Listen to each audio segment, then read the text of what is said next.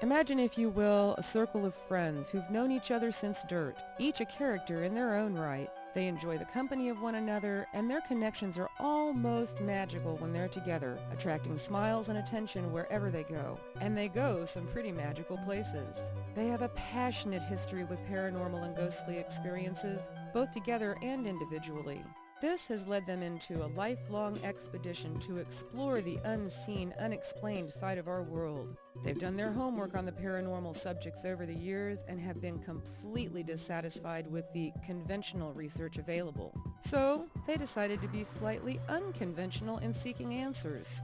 This is a journal of their search, research, and adventures together.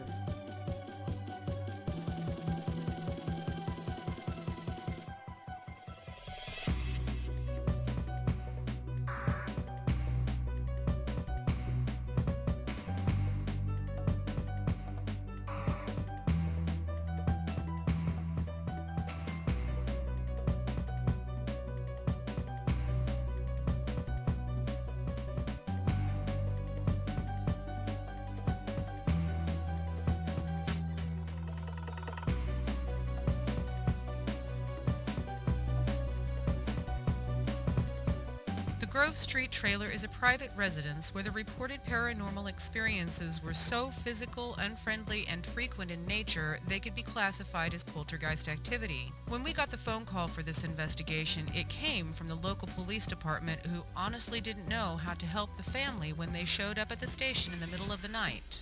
They claimed to be so traumatized by the ghostly activity that they slept together in the living room for several nights before moving completely out of the home. When we began our night vigil at Grove Street, it was a quiet and empty trailer. We experienced very little physical activity while we were there, but when we reviewed the audio, we found some of the best EVPs we've ever heard. We ran them through a spectrogram so we could analyze the peaks, decibels, and frequencies. This EVP took place in the back room on a stationary static digital voice recorder. We were in the other room conducting an EVP interview when it was captured. You can hear us in the distant background, but someone else seems to be playing with the microphone and has a little something to say.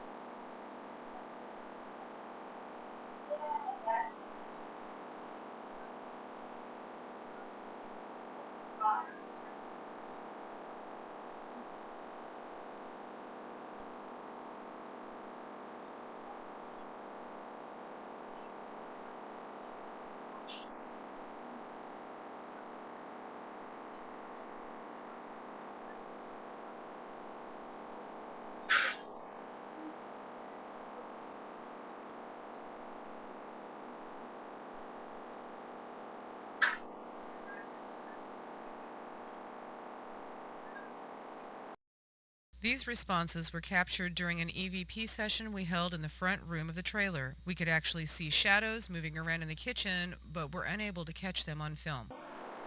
Is there anyone here that would like to show themselves or be heard?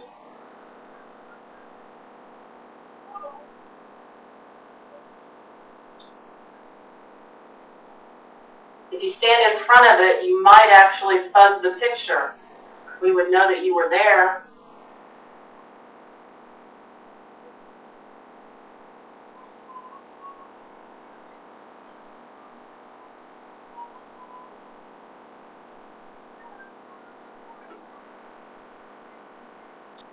Did you live here on this property?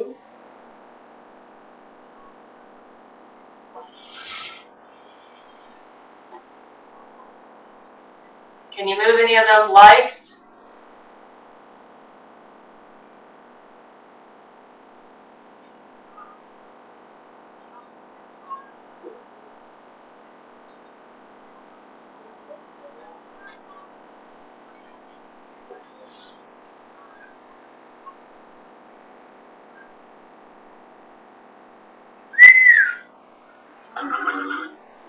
What is your last name? Come on out here. That was interesting. Did you hear that? Yeah.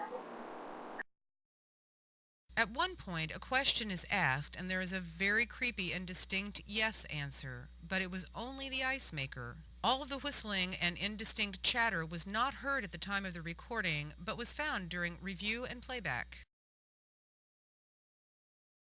We decided it was time to take a little break and we went out to the front porch, but we left our static voice recorder running. You can hear us off in the distance while all of the thumps, taps, and vocalizations are very close to the microphone.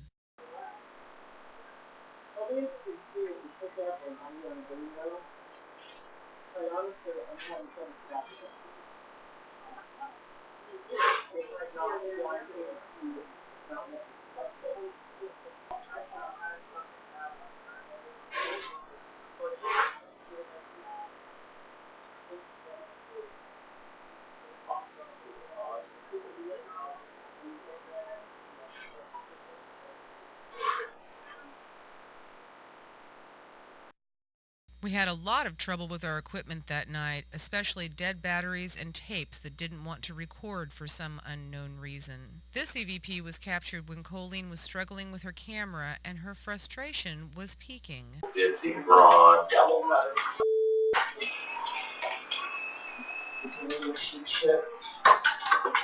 Alright, I need to adjust this light here. Ditsy broad, double nut.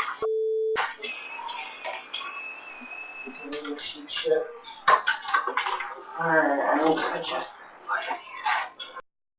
We assume this means that F-bombs are taboo in many places. This EVP took place in the back room on a static stationary digital voice recorder. We were in the other room conducting an EVP interview session when it was captured.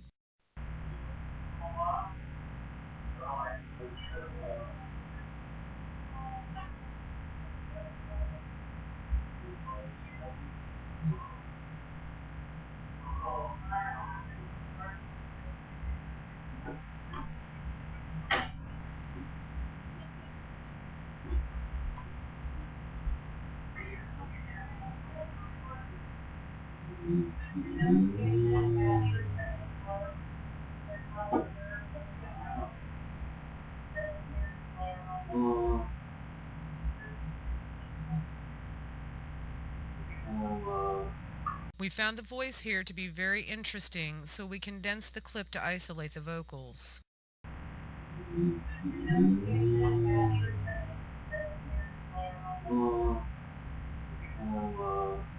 After listening to it, we decided that it sounded really slow, so we applied a pitch shift and sped it up a bit.